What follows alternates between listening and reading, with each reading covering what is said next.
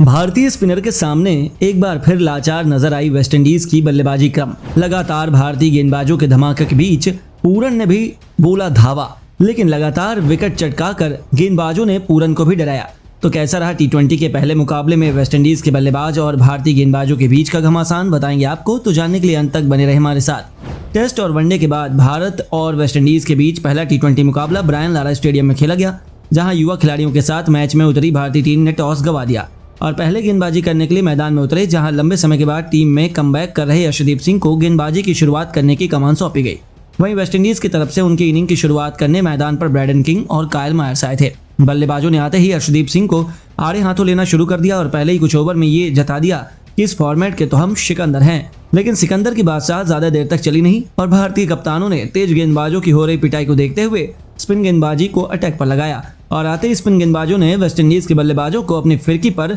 नचाना शुरू कर दिया। नतीजतन ये हुआ कि कुछ यूं ताबड़तोड़ बल्लेबाजी कर रहे किंग और मायर्स को चहल के 5वें ओवर में एक के बाद एक वापस पवेलियन का रास्ता नापना पड़ा और 4 ओवर के अंत तक 29 रन बनाकर बिना कोई विकेट गंवाए डोमिनेट कर रही वेस्टइंडीज 5वें ओवर के तीसरे गेंद 30 रन पर 2 विकेट गंवा चुकी थी। वेस्टइंडीज के एक ही ओवर में 2 विकेट लेकर खुश नजर आ रही भारतीय टीम को उस समय झटका लगा जब वेस्टइंडीज का पूरन बॉम्ब फटा, जिन्होंने आते ही इस कदर चहल को रिमांड पर लेना शुरू किया और चौकों और छक्कों की झड़ी लगानी शुरू कर दी कि मानो कुछ हुआ ही नहीं है। उन्होंने आते ही पहले विकेट लेकर चहल को रिमांड पर लिया और अपनी ही गेंद पर पहले चौका और फिर छक्का जड़कर चहल को भी हैरान कर दिया, जिसके बाद अक्षर पटेल ने जैसे ही अपने साथी गेंदबाज का बदला लेने के लिए मोर्चा संभालने आए, वैसे ही पूरन ने उनको भी रिमांड पर ले लिया और उनके ओवर के चौथी गेंद पर पहले छक्का जड़ा, फिर अगले ही गेंद पर चौका जड़ दिया और उनको भी सदमे में डाल दिया। लगातार चल रही कुटाई को मद्देनजर रखते हुए हार्दिक ने 8वें ओवर में अपने तुरूप के कुलदीप यादव को गेंदबाजी की कमान सौंपी और आते ही इस गेंदबाज ने 6 गेंदों में 3 रन बनाकर खेल रहे जॉनसन चार्ल्स के हाथों कैच करवा कर वापस भेजा।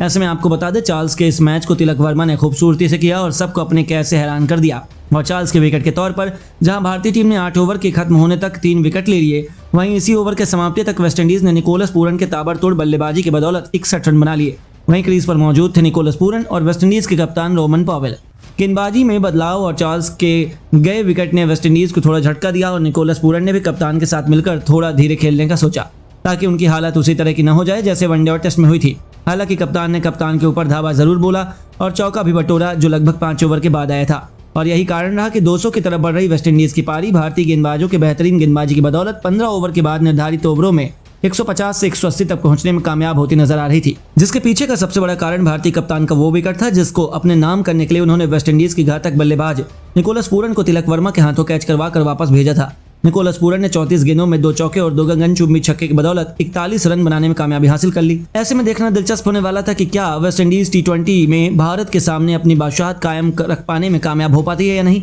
आपको क्या लगता है, क्या भारत वेस्टइंडीज की बादशाहत को निरस्त कर पाने में कामयाब हो पाएगी? हमें अपनी राय नीचे कमेंट बॉक्स में बताएं और अगर आपने अभी तक हमारे चैनल को सब्सक्राइब नहीं किया है तो ऐसी शानदार खबरों के लिए और क्रिकेट से जुड़ी खबरों को सबसे पहले जानने के लिए हमारे चैनल को सब्सक्राइब जरूर कर लें। इस वीडियो को लाइक और शेयर करना ना भूलें। धन्यवाद।